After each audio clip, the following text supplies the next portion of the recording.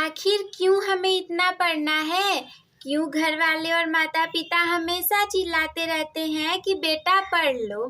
क्यों टीचर बोलते रहते हैं कि पढ़ाई कर लो वरना भविष्य में तुम्हारा कुछ नहीं होने वाला? क्यों सब लोग चिल्लाते रहते हैं? क्यों रिश्तेदार पूछते रहते हैं कि तुम्हारे कितने परसेंट आए? हमें से इतना सवाल क्यों किया जाता है? अगर आप भी कुछ ऐसा सोच रखते हैं तो आपने बिल्कुल सही वीडियो पर क्लिक किया है। हेलो मेरे प्यारे स्टूडेंट, स्वागत है आप सभी का आपके favourite YouTube channel smart student with Shraddha में। मैं आप सभी का भरपूर स्वागत करती हूँ। तो आज का ये वीडियो हमारा बहुत ज़्यादा इंटरेस्टिंग होने वाला है, तो पूरा वीडियो को देखना मत भूलना। वीडियो को स्किप बिल्कुल भी मत करना। 70% स्टूडेंट का डाउट क्लियर करने वाली हूँ आज के इस वीडियो में। और वो डाउट क्या है?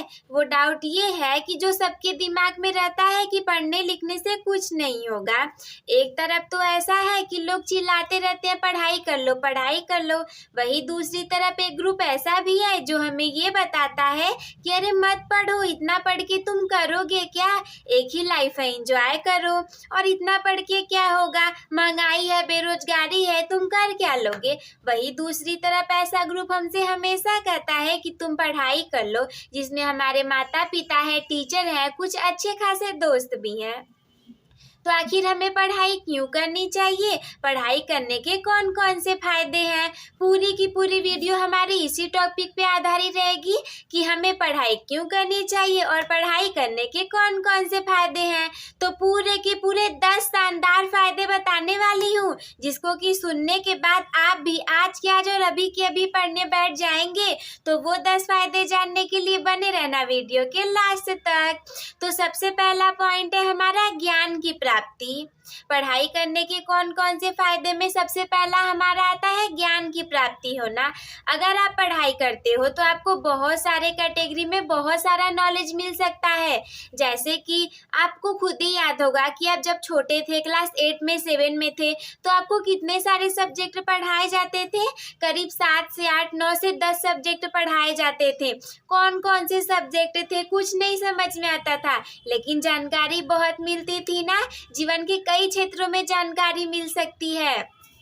उन्हीं सब जानकारियों को जानने के लिए पढ़ाई करना बहुत ज़रूरी है। और आप खुद ही देख सकते हैं कि आप किसी पढ़े लिखे इंसान को ले लो और किसी नॉर्मल को ले लो जो कि पढ़ा लिखा नहीं है, तो उन दोनों के बीच कितना अंतर होगा। पढ़ा लिखा वाला तो सब कुछ अच्छे से करेगा, खाना भी खाने जाएगा तो हाथ धुल करके जाएगा, और जो नहीं पढ़ा रहेगा उसे पता ही नहीं रहेगा कि बीमारी हो जाती है। वो कहेगा अरे चलो सुबह हाथ धोते चलो खाना खाने, तो बस हो गया। यही सब अंतर है। तो पढ़ाई करने के फायदे में हम चलते हैं टिप नंबर दूसरे की तरफ। दूसरा है हमारा करियर की संभावनाएं। जैसे कि जब आप पढ़ाई कर लोगे तो आप अपने लाइफ में कुछ अच्छा और बड़ा बनने का सपना देख सकते हो। जैसे कि सब लोग बोलते हैं ना कि पढ़ाई कर लो वरना तुम्हें अड़िया झउआ फेंकना पड़ेगा। इसका मतलब ये है कि मजदूरी करना पड़ेगा। अगर आप ऐसा नहीं करना चाहते तो आपको क्या करनी पड़ेगी? पढ़ाई करनी पड़ेगी। जैसे कि कोई पुलिस ऑफिसर बन जाए और कोई मजदूर बन जाए, तो दोनों में से कौन सी जॉब ज़्यादा अच्छी रहेगी? मजदूरी वाला तो अगर कल को मजदूरी नहीं मिली तो बिना खाए सोना पड़ेगा, लेकिन कोई पुलिस ऑफिसर बना है तो वो थोड़ी ना बिना खाए सो जाएगा, उसकी तो पेमेंट आती ही रहेगी। तो पढ़ाई की वजह से आपके करियर की संभावनाएं भी बिल्कुल अच्छी हो सकती हैं। इसके बाद तीसरा है हमारा आत्मविश्वास बढ़ना। जब आप पढ़ाई करते हो तो आपके अंदर आत्मविश्वास आता है किसी भी चीज को करने का, और लोग आपको सम्मान की दृष्टि से भी देखते हैं। जैसे कि क्या होता है कि कोई चीज कोई पूछेगा, मान लो 2 लोग हो, एक आप हो और एक वो है जो पढ़ा नहीं है, तो किसी ने कोई प्रश्न पूछा तो आप पढ़े रहोगे, आपके अंदर कॉन्फिडेंस रहेगा, आप बता दोगे। वही दूसरी तरफ जो पढ़ा नहीं है उसके अंदर कॉन्फिडेंस ही नहीं होगा। अगर उसने पता है कॉन्फिडेंस कैसे आता है, जैसे टीचर पढ़ाते हैं तो आप उनका जवाब दो, नहीं दोगे कॉन्फिडेंस नहीं आएगा, कॉन्फिडेंस लेवल बिल्कुल हो रहेगा, क्लास में ऐसे मुंह लटका करके बैठे रहोगे।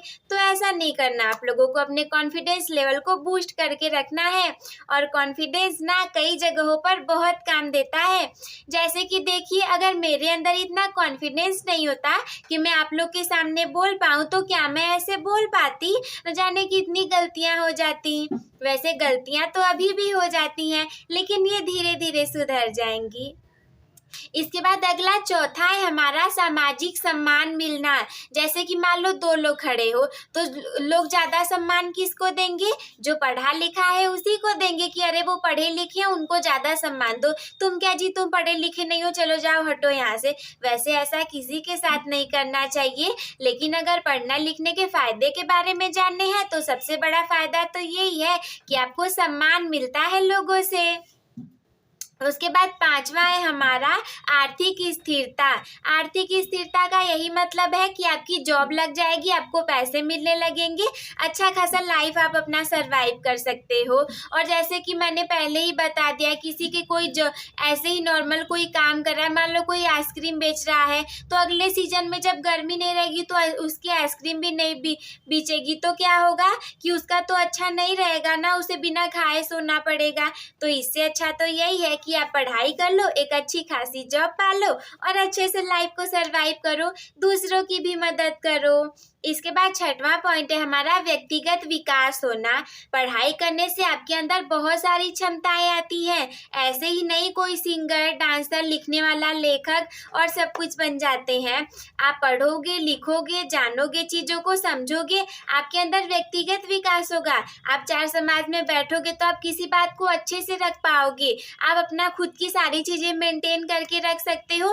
वरना तो लोगों को कई सालों तक चीज़ें पता ही नहीं रहती और उसे करते चले जाते हैं। उसके बाद अगला सातवां पॉइंट है हमारा समस्या का समाधान होना। अगर आप पढ़े रहोगे तो कोई समस्या आएगी, तो जो नहीं पढ़ा है उसकी तुलना में आप उससे अच्छे से उस समस्या का समाधान निकाल लोगे। मान लो कोई प्रॉब्लम आ गई, तो जो नहीं पढ़ा है उसका तो पहले दिमाग नहीं काम करेगा कि यार क्या करना है, कैसे क्या होना चाहिए।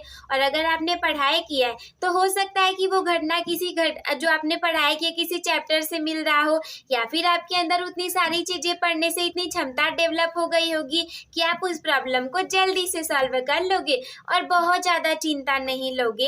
एक नहीं पढ़ा लिखा इंसान रहेगा, छोटी सी समस्या होने पर बिल्कुल परेशान हो जाएगा, सोचेगा अरे यार इतनी बड़ी प्रॉब्लम है। लेकिन जब आप पढ़े लिखे रहोगे तो आपको पता रहेगा कि समस्याएं तो जीवन का एक हिस्सा है, आज है तो कल नहीं रहेंगी।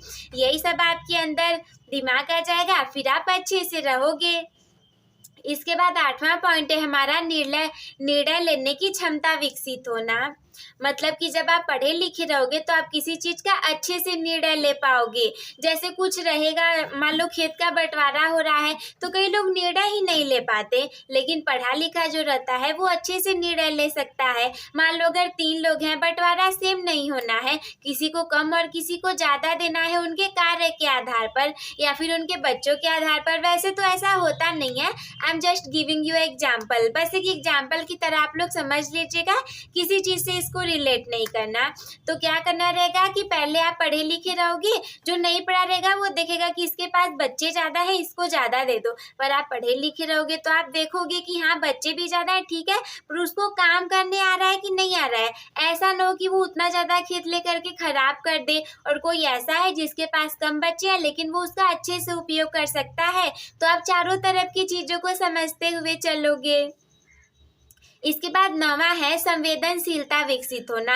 मतलब किसी प्राणी के प्रति आप संवेदनशील रहोगे, बिल्कुल अच्छे से सहानुभूति किसी के प्रति दिखाओगे और दया भावना का आपके अंदर विकास होगा। कोई गरीब रहेगा, मैंने कई लोगों को देखा है जो आते हैं सबके ऐसे दरवाजे पर मांगने के लिए, तो कुछ लोग भगा देते हैं, कुछ लोग बोलते हैं कि अच्छा आओ ठीक है तुम ले लो, हमें पता है तुमको प्रॉब्लम हो रही होगी, कुछ पैसे देते हैं, और कुछ लोग भगा देते हैं, बोलेंगे चलो हटो रोज रोज आ जाते हो। तो आपके अंदर किसी प्राणी को देखकर दया भावना विकसित होगी पढ़ाई के द्वारा। आपने ऐसे कई सारे चैप्टर पढ़े होंगे जो कि आपके लाइफ से रिलेट कर देगा, तो आप वैसा ही निर्णय लोगे। इसके बाद आखिरी 10वां पॉइंट है हमारा जीवन की गुणवत्ता में सुधार होना। आपने खुद ही अंतर देखा होगा कि जो पढ़े लिखे लोग रहते हैं उनकी लाइफ थोड़ी सी अलग रहती है बिना पढ़े लिखे लोगों की तुलना में। और कई बार तो जो लोग पढ़े लिखे नहीं रहते, हमें उनके पास जाने का भी मन नहीं करता, बिल्कुल गंदे तरीके से रहते हैं, गाली देते हैं, कितने खराब तरीके से रहते हैं, गंदगी फैलाए रहते हैं, मन ही नहीं करता उनके पास जाने का।